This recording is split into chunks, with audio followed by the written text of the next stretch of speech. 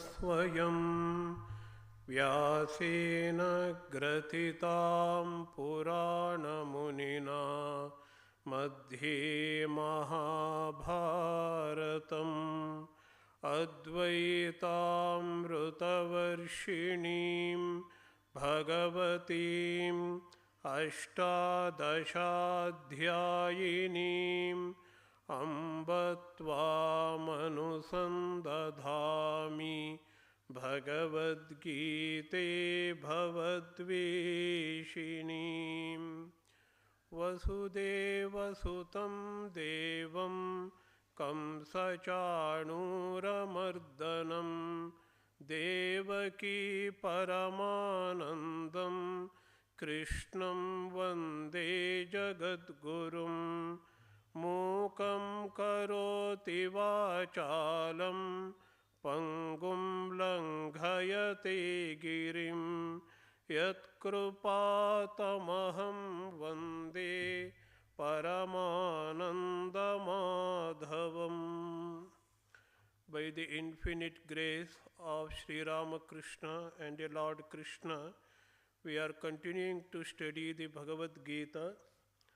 So we have stopped in the 36th shloka, the verse of the 3rd chapter. Arjuna Uvacha. Arjuna is questioning Krishna.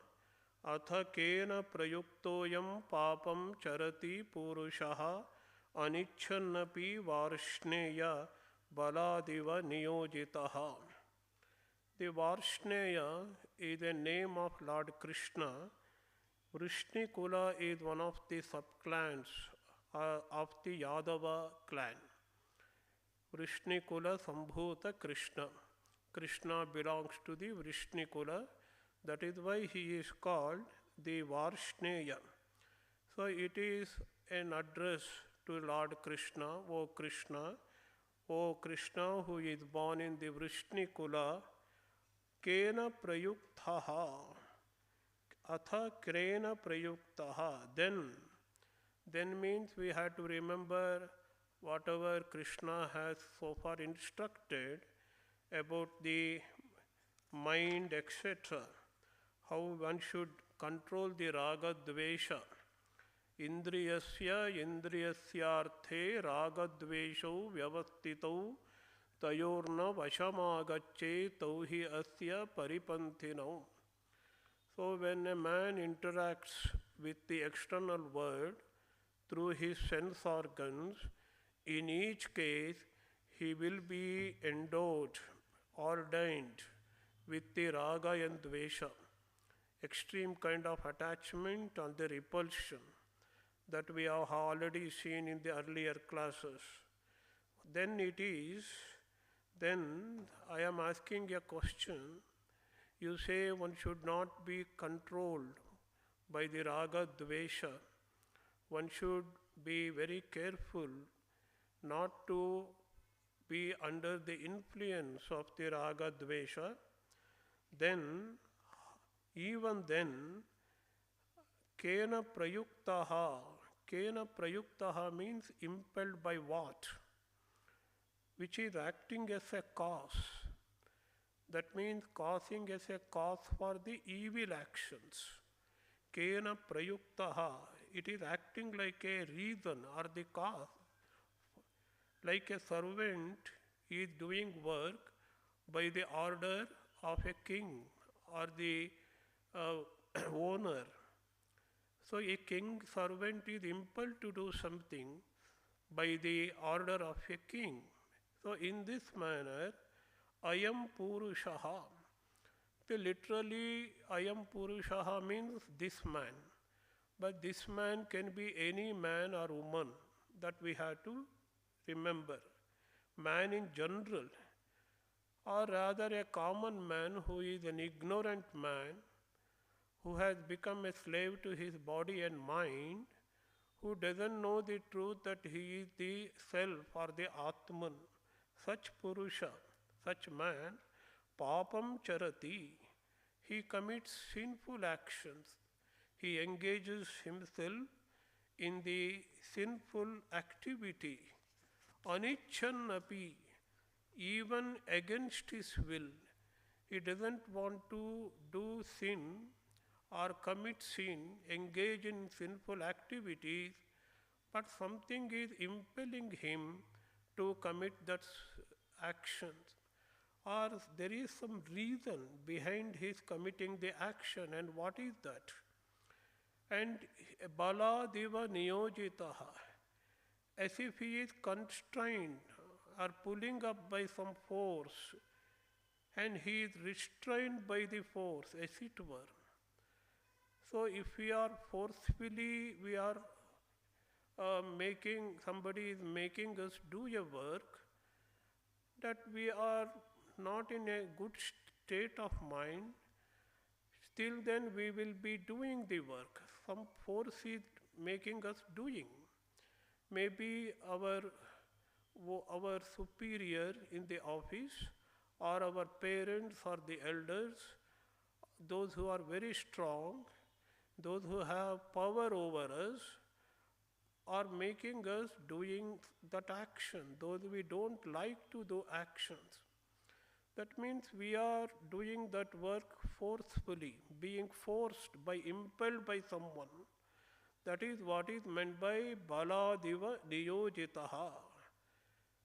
So by the king forces his subjects to engage in a particular action.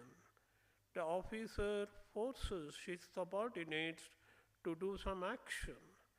Or a owner of a factory makes his workers to do something, though the workers may not like to do that work. As if it is through the force they have to do the work, forcefully doing some work.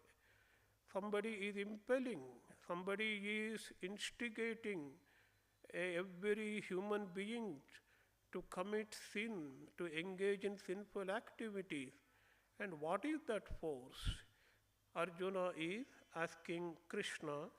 The sloka we have already discussed in the previous class. The answer is given in a very, very interesting manner. Krishna begins, Kama yesha, krodha yesha, rajo guna samudbhavaha, mahashalo mahapmapma vidhi, yenam iha vairinam. Krishna doesn't answer in a very direct manner. He says this is called kama. The force which impels one to do sinful action is called kama. This is kama. And this is also called krodha. So kama is one thing that will make us commit sinful actions, and krodha is another thing. It is not another thing, the same thing. Why it is same thing? Krishna says, Yesha, this is kama, this is also krodha. So very interesting. Yeshaha kamaha, yeshaha krodhaha. This is kama and this is krodha.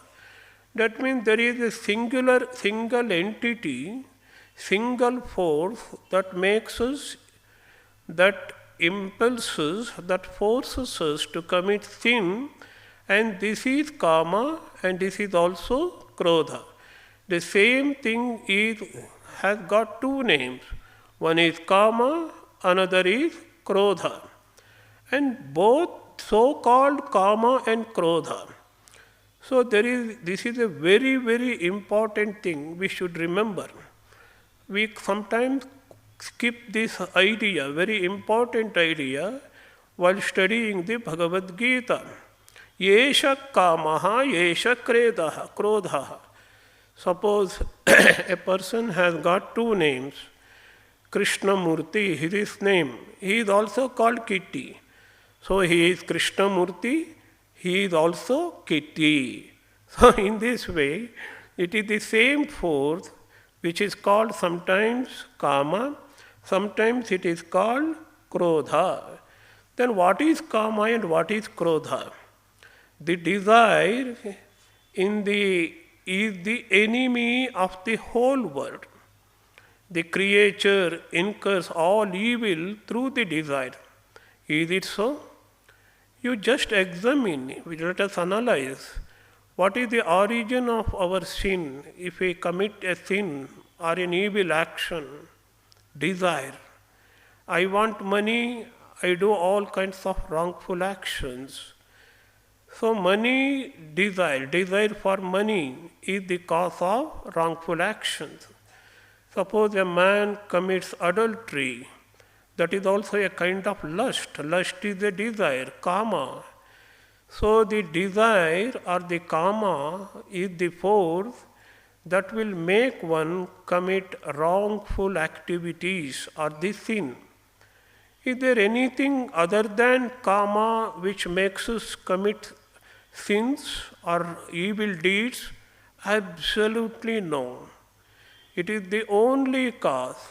If you carefully examine, and Sri Ramakrishna beautifully summarizes this idea, Kamini Kanchana, desire for the money and desire for the lust or the woman. These are all the two forces, and both are desires only. So it is the desire for name and fame that also makes us go in a wrong path. What is the reason for corruption? What is the reason for heinous crimes like murder? What is the reasons for financial irregularities committed by so-called even educated people? The reason behind every kind of wrongdoing, Krishna says it is desire and desire alone. And desire is the enemy. Desire is the enemy, and this force that is impelling us to do wrongful actions. That is why Krishna says, this is kama. And in the same breath, he says, this is krodha. What is anger? Anger is, according to Krishna, is another form of the kama. When kamas are obstructed, suppose I want to make money and something is obstructing me, then I get angry. I want to fulfill my desires. There are hundreds of obstructions. I am unable to overcome those obstructions. Then I will get anger. So what is the difference between kama and the krodha? Krishna says there is absolutely no difference at all. What is kama? That itself transforms itself into krodha. These are the two expressions of the same force, which is a common enemy, the real enemy of a human being. So, yesha kamaha, yesha krodhaha. This is kama and this is krodha. So, sometimes we call it as kama, and when something is obstructed, obstructions are there to fulfill our desires, and same thing is expressed in the form of krodha or the anger. This is a normal day-to-day experience. We desire something and we face obstruction. The same desire expresses itself into anger. So once again we desire some other thing, again krodha. Kama, then krodha. Krodha is always followed by, kama is always followed by krodha. Because in 99% cases, we will not be able to fulfill our desires in total. We may fulfill our desires partially. We may have the desired objects, but not to our fullest satisfaction. In the worldly scene, we don't get satisfaction in totality at all. I may earn money not to my satisfaction. I should have earned 10 lakh rupees. Now I am earning only 8 lakh rupees. So I want to earn more. As there is a dissatisfaction. There is always dissatisfaction. There is always, we feel an obstacle in my path of making money, then I get angry. So, wherever there is desire, desire is followed by the anger. That is the nature of things. We all have experienced it. So, Krishna continues, then what is the cause of the kama or the krodha? So, remember, very, very important, many people miss it. They say kama transforms itself into krodha. Krishna doesn't say so at all. Generally, we explain kama or the desire which is getting converted into krodha. But Krishna doesn't say that. Krishna, kama and krodha are the two expressions of the same force, the impelling force that make us commit crimes and wrongdoing. That's all. Sometimes it is called kama, sometimes it is called the krodha. That force is rajoguna samudbhavaha. It is born out of the rajoguna. If you develop sattva guna means equanimity, compassion, and steadiness in our dealings, and a kind of illumination. Illumination born out of our wisdom, our understanding, maturity of mind, and very, very matured mind, matured intellect. And that is the state of the sattva. Being in sattva means to remain calm, to remain in the wisdom, state of wisdom, and understanding. That is the state of the sattva. So when we are in the sattva, there is less chance or there is no chance of getting this desire and the anger. There is no chance at all because of our understanding of the things. A wise man understands, and he is in the state of sattva. He understands the ways of the world. He understands what is reality. The Atman or the God is the only reality. He doesn't hanker for the things of the world. Then there is no way he can develop desire for the world, worldly things. When there is no desire, there is no chance of his getting anger or some other passions. Absolutely no. Then what is very, very important here is, jnana is very significant in one's life. Jnana means not the ordinary jnana. Jnana in Vedantic realm or the Vedantic tradition is Viveka Jnana. Viveka Buddhi it is called. What is reality? What is not reality? What is good? What is bad? It is the power of discrimination. Nowadays the word discrimination is not used. It is also called discernment, to make a distinction between what is good and what is bad. That is what is to be understood as Viveka Buddhi. That Viveka Buddhi then matures into realization. The realization is the true knowledge according to Vedanta. Knowledge, what we speak of, that we think we have, is only an academic knowledge. This kind of knowledge is called indirect knowledge in Vedanta. That is Paroksha Jnana. So I know about God. How do I know? I have read books, I have read articles, I have heard from someone that I have memorized it and I am speaking about God. It is only a indirect knowledge, paroksha jnana. That is not a real knowledge at all. And what is knowledge? And Krishna says here, after 2-3 slokas, jnana and vijnana. Vijnana is true experience, realization. The realization is that I am Brahman, or the realization of the God. And this is the true knowledge. So knowledge is not different from the realization, what we call sakshatkara or the seeing the God. Seeing the God itself is the knowledge. So here the discernment is very common, is very much prevalent in one who is in the state of sattva. And rajas, you will find dynamism. Mind is very restless. People are dynamic, always looking for a work or another. They are always moving about. Mind is restless.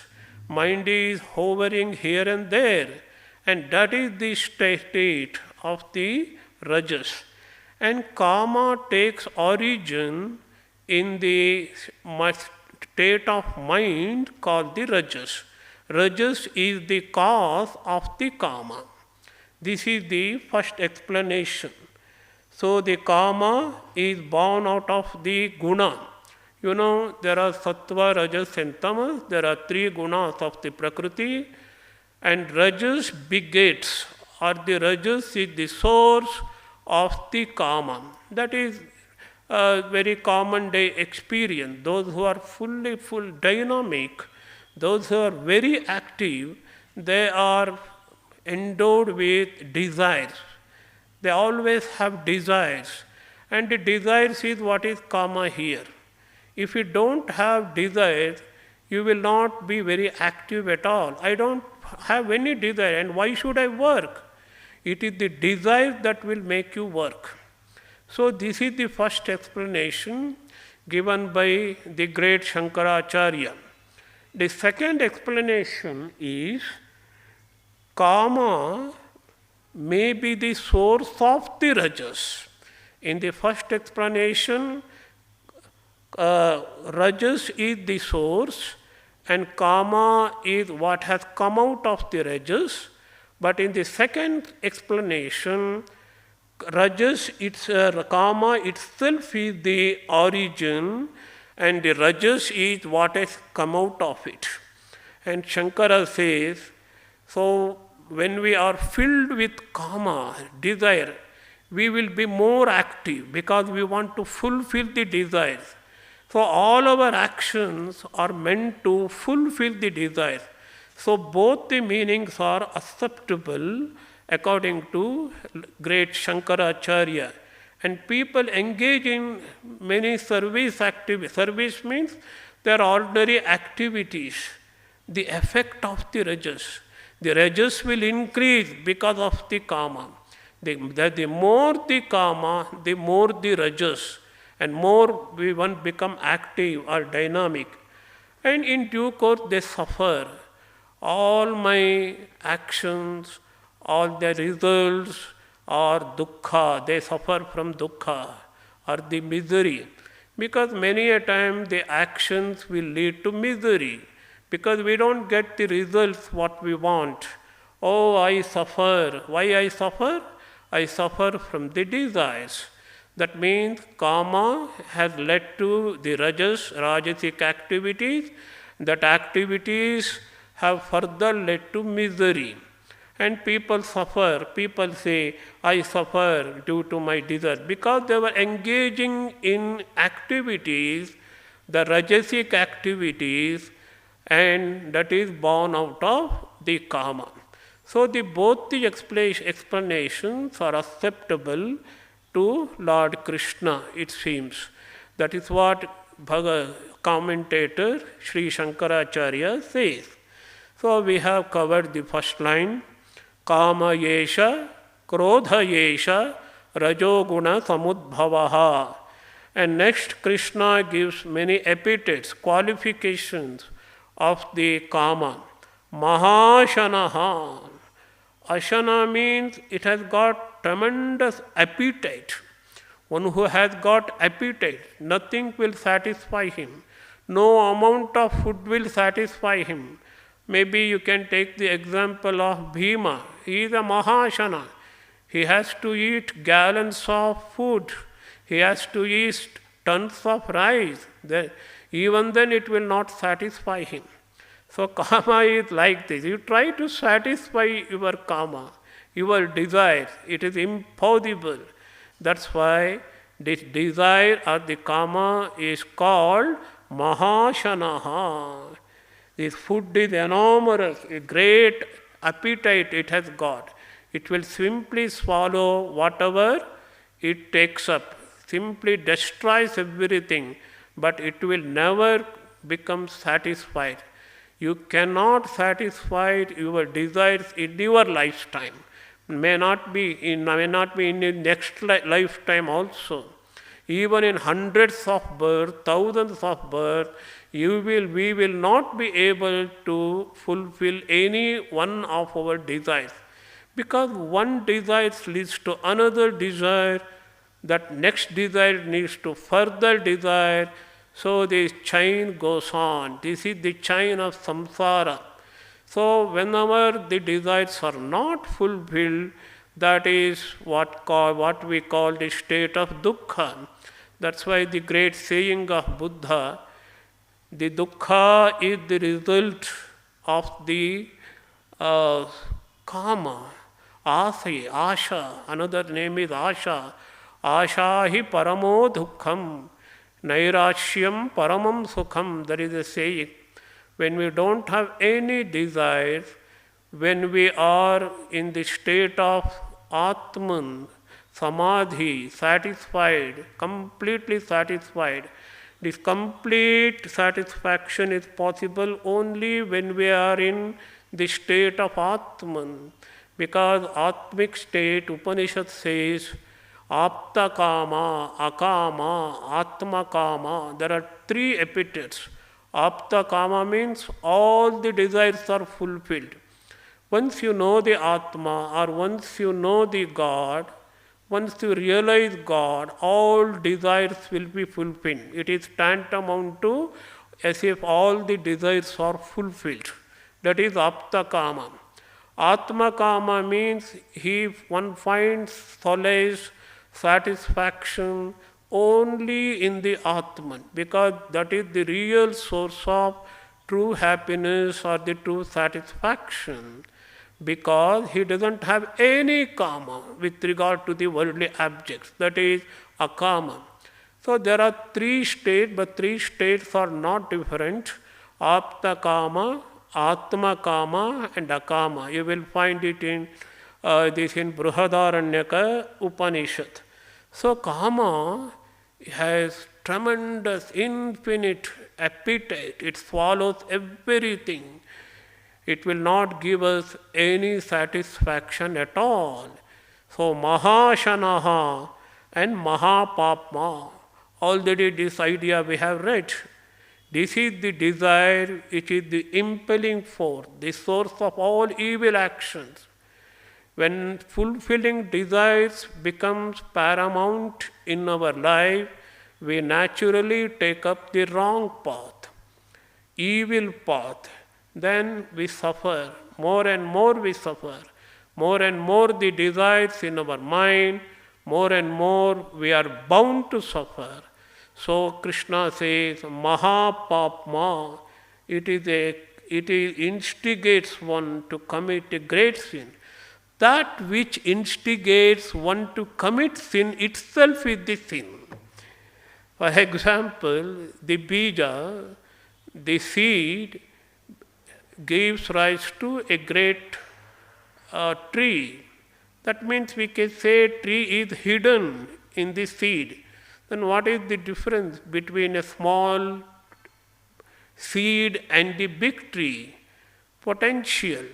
Whole tree is in potentially situated in a small seed. So absolutely no difference. It is the same seed, the stuff in the seed that grows into a big tree. In the same way, there is a rule, there is a nyaya in Vedanta. There is no difference between karana and the karya. Karana means the source, the cause. Karya means the effect. So what is the difference between a pot and the mud? It is the same mud, Now you are seeing in the form of the pot. That is the same, but the content is the same, the substance is the same. So, what is evil? What is evil? That evil is nothing but the effect of the karma. It is karma itself we are seeing in the form of rajas, and rajas it which is making us to commit crimes or the engage in wrongful deeds. So these are all some of the nuances in this explanation of the Mahapapma. Mahashano Mahapapma Vidhi. No karma to be Mahashana as well as Mahapapma. A great, that which has got a great appetite, and also it is of the nature of the great sin. Mahapapma, or the cause of the great sin.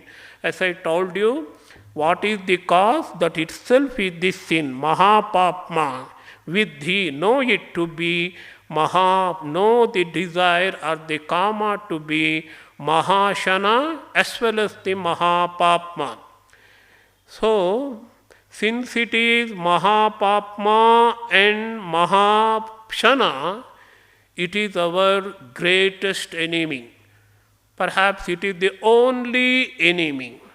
Vidhi enam iha vairinam. Iha means in this world. If you want to pinpoint, if you want to know who is the true enemy, the real enemy, know the karma to be your real enemy. There is no enemy apart from that. There may be hundreds of things in the streets when you go to a market, but you will not be attracted by that at all. You will not be controlled by those objects. Only when you develop desire for the objects, then those objects will influence you. It is not the mistake or the sin of the objects. Objects are objects, they are there, that's all. But we develop longing for them, we develop a kind of hankering for them, we develop desire for them, then only all the trouble will start. So, no desire to be our greatest enemy. Vidhi enam vairinam. Vairinam means enemy, vidhi. In this iha is also very important. Iha can be interpreted as in this world or in our spiritual life, in man's spiritual life. Because only a man who is trotting in the spiritual path wants to control the desires. An ordinary man cannot, or rather has no interest in controlling his desires at all. He always thinks fulfilling desires one after the another is the only goal of life. And he has not yet understood it is the same desires which is the cause of his misery. But one who is moving slowly, steadily on the path of spiritual progress understands, yes, this is my greatest enemy. The desire is the true enemy. So iha can have 2-3 interpretation. One is iha means here, literally here. Here means in this world. In this world, the true enemy is our desire or the karma. Or in this means in this matter, in the spiritual path, in the spiritual life, the greatest enemy for a sadhaka is the karma. So it is a very, very important verse. We have to try to understand and know the import or the significance of this verse. Now, Krishna gives 3 examples. This karma has covered something very, very valuable within us. We are not poor men and women, you know. We are very rich people. We are very wealthy. There is a hidden treasure in us. Krishna is indicating through this verse. But this karma is covering that wealth. We do not know the existence of that wealth at all. How it is covering? Krishna gives 2-3 examples. Dhumena vriyate vahnihi yatadarshe malena cha yatolpena vruto garbha tatha tena idam avrutam. Krishna is using the language of some kind of puzzle. He doesn't say directly here, Tena idam avrutam. By that, this is covered. What is that and what is this? Tena means by that. We can easily understand by kama, idam avrutam. This is covered. And what is covered by what?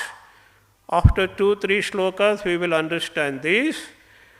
Kama is covering the jnana. Already I have told you about the importance of the jnana, how jnana is important. Another aspect of jnana is what we call God or Brahman or Atma itself is jnana. Satyam jnanam anantam brahma. Taittiriya Upanishad says that which is existence, that which is knowledge, and that which is infinite itself is Brahman. That means take separately, Satya, the existence is Brahman, the knowledge is Brahman, and the infinite is Brahman. Satya is Brahman, Jnana is Brahman, as well as the Ananta is Brahman. So, there is no difference between God, Atman, Brahman and the knowledge. Knowledge itself is God, God itself is knowledge. So, we can understand God is hidden within us, the knowledge is hidden within us, and we are Brahman itself, our Atman is hidden under the clothes, under the sheath of the body, mind, etc. And that is covered by our greatest enemy called the Kama. So, if we uncover it, if we remove the covering of the Kama, Atman shines itself. The Brahman, the light of Brahman, the spiritual light shines by itself, and we can have the realization of God.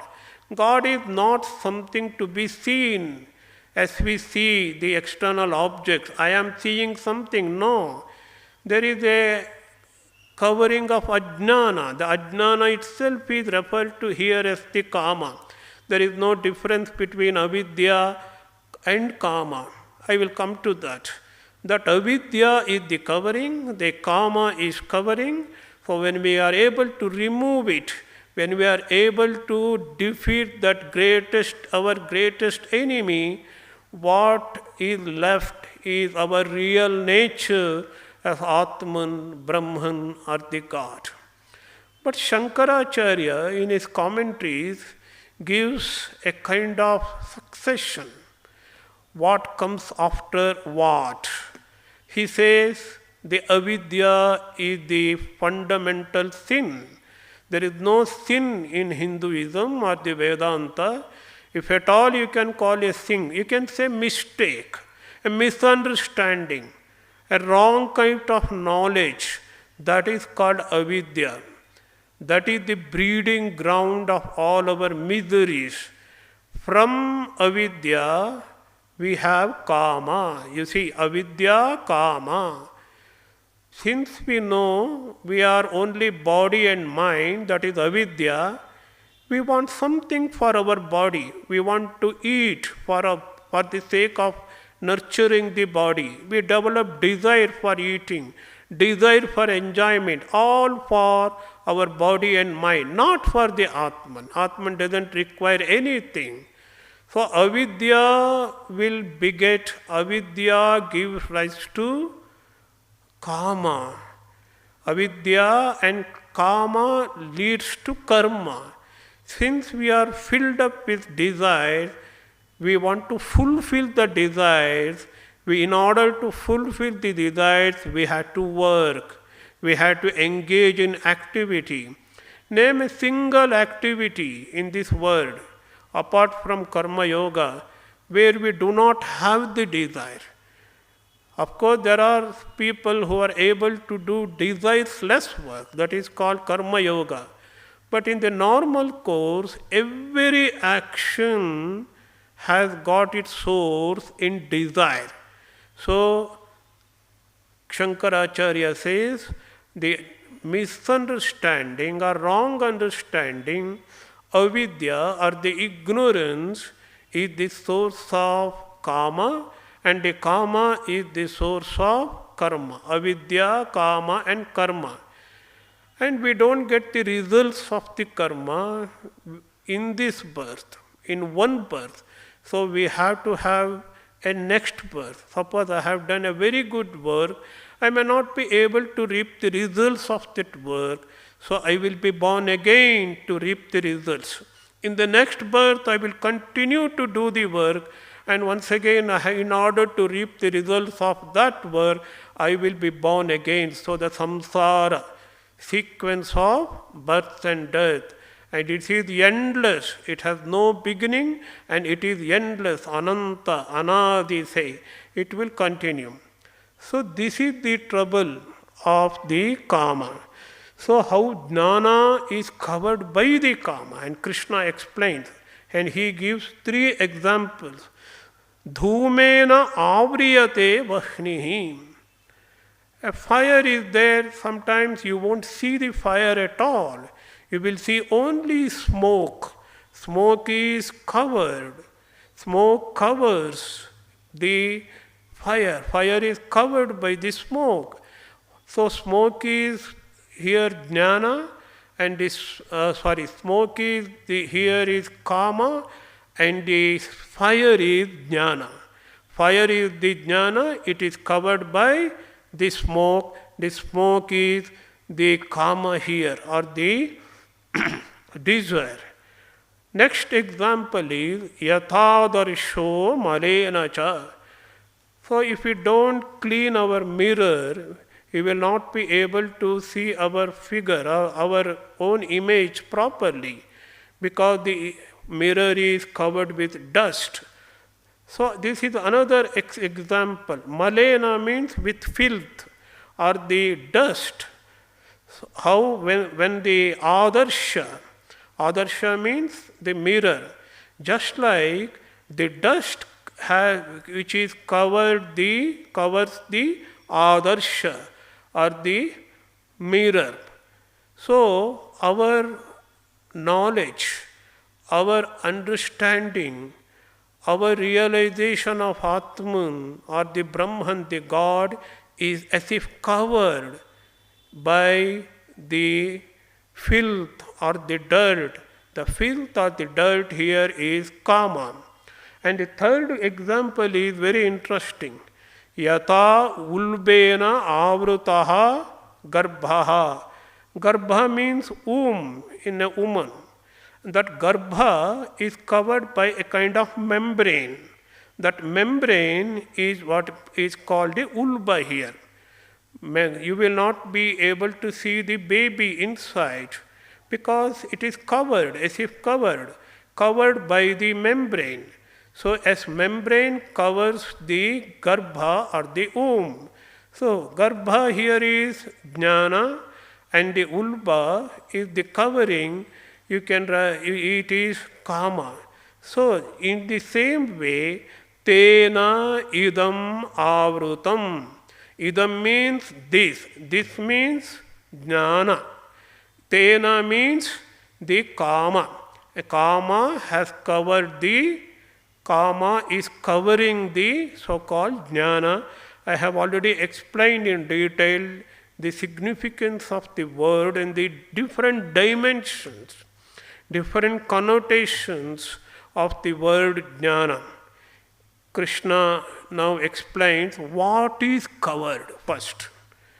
Avrutam jnanam etena jnanino nityavairina kamarupena kaunteya dushpurena analena cha. Now he reveals what is covered. Now he has not so far has revealed what is covering. We know, I have told you, you have understood.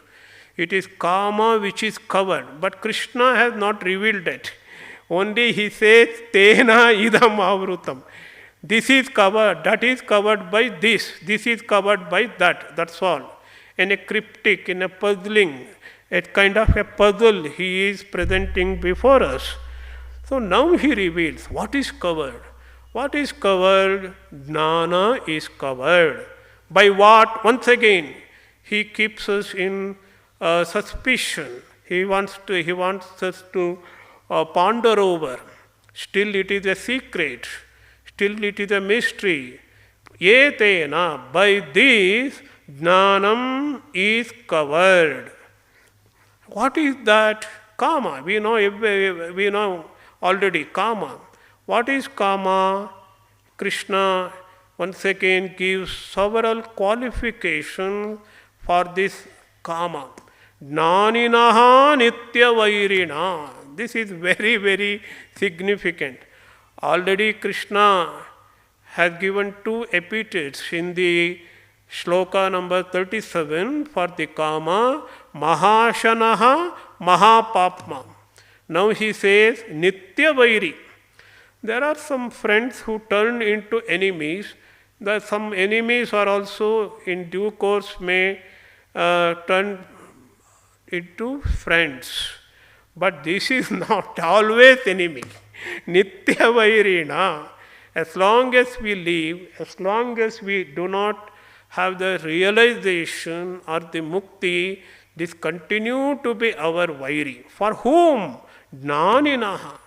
Not for us. Because desire is our friend. Unless we have desire, how can we live? What is life? Have a desire and find out the ways to fulfill that desire. In order to fulfill the desires, do work. That is our life. But not for the wise people. Shankaracharya explains, only for those who are knowledgeable people. Here, those who are realized souls is not meant.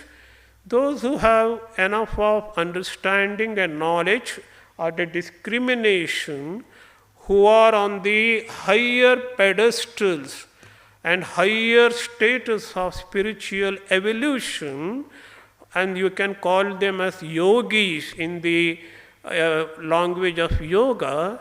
For them, kama is nityavairi, eternal enemy. Eternal enemy.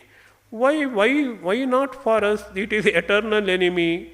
We will come to realize that kama is eternal enemy only after repeated beating, repeated experiences of suffering, misery. Only after that we come to understand. When we understand, we will become jnanis then. So several births, not several births, hundreds and thousands of births it will take after going experience, difficulty, misery, dukkha. Kama will lead to dukkha. Again and again undergoing several births, then we will understand, oh, the cause of my trouble, cause of my misery is kama. Then we will become jnani. For those who have this understanding, for them from the beginning it is enemy. That is why they will not do anything out of desire. Rather, they try to control the desire in their mind itself. It is all in the mind, they say. When you have desires in the mind and you try to do something, you engage in some action, the results will be good or bad, sometimes bad and we get misery, or even the results if we get, it is not up to our satisfaction. Always we are filled with kind of dissatisfaction, lacuna in our mind. I want more, I want more, I should have got more. Even if you become the President of United States, I want more, I want more. What more? I want more. So there is no end to it, always dissatisfied. That is why this secret of the danger of karma, the wise people, those who are knowledgeable, know. They consider this karma even before attempting anything of the worldly activity. They consider karma as the nitya vairi, eternal enemy. That is why they don't do any kind of kamya karma. What is kamya karma?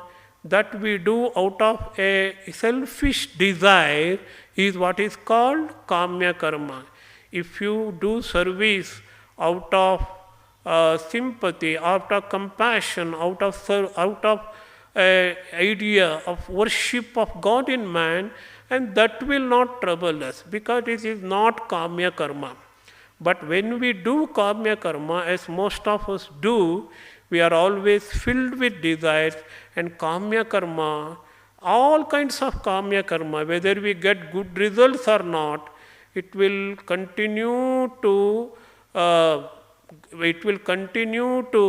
give us the dissatisfaction. Even if we win, dissatisfaction. If we lose, dissatisfaction. If we earn money, we continue with the dissatisfaction.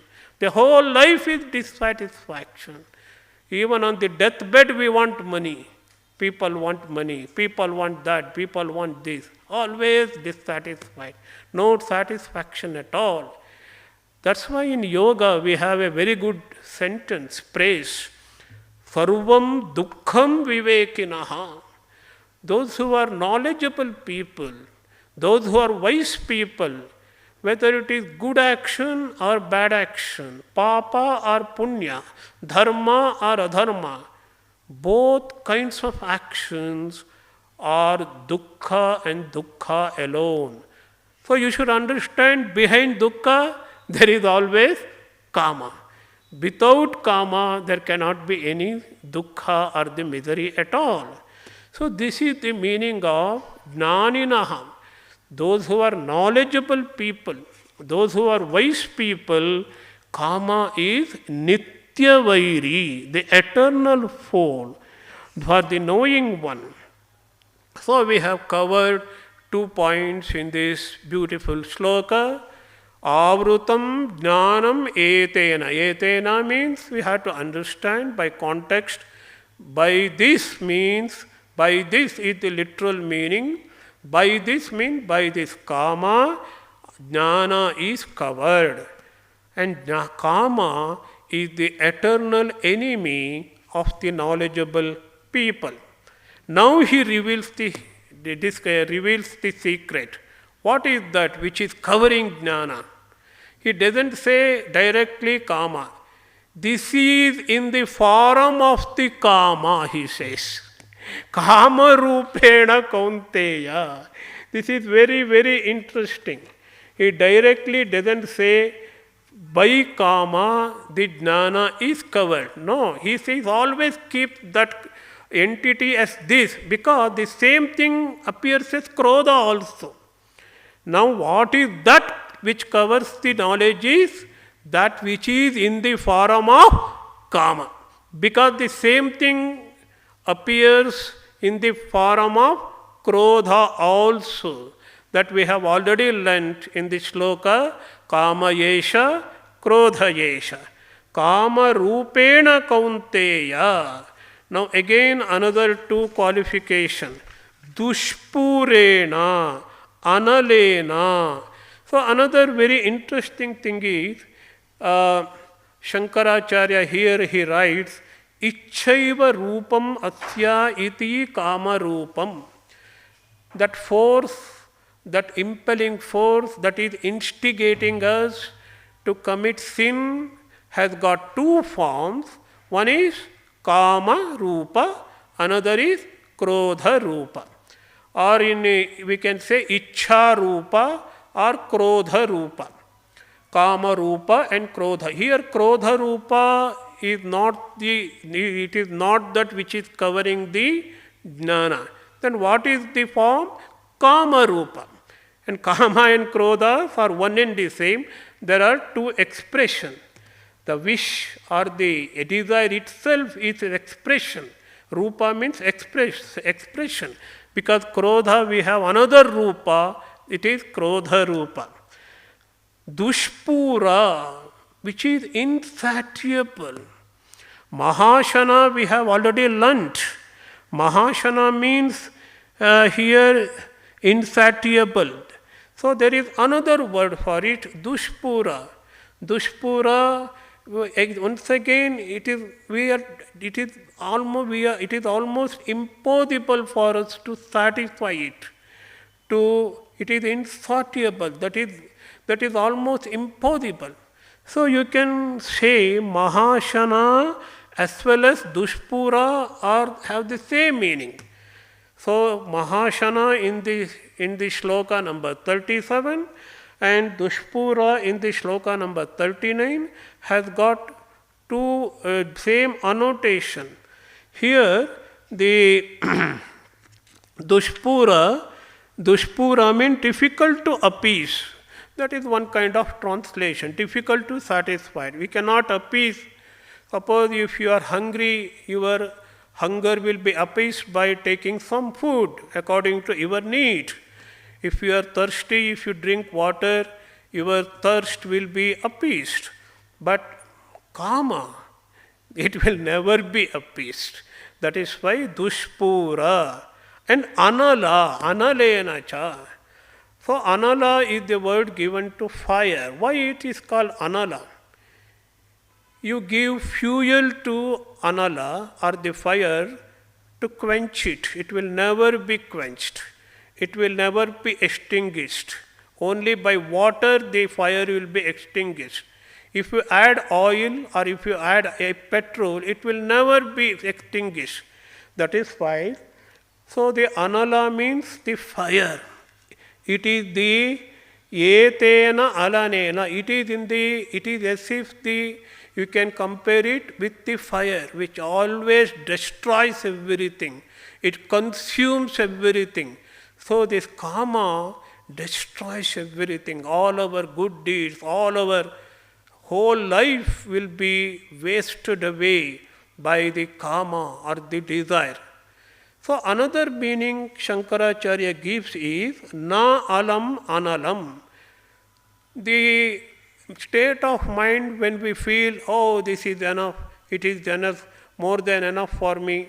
So if you eat food, you will at one stage you will feel, this is enough for me. This is alam state.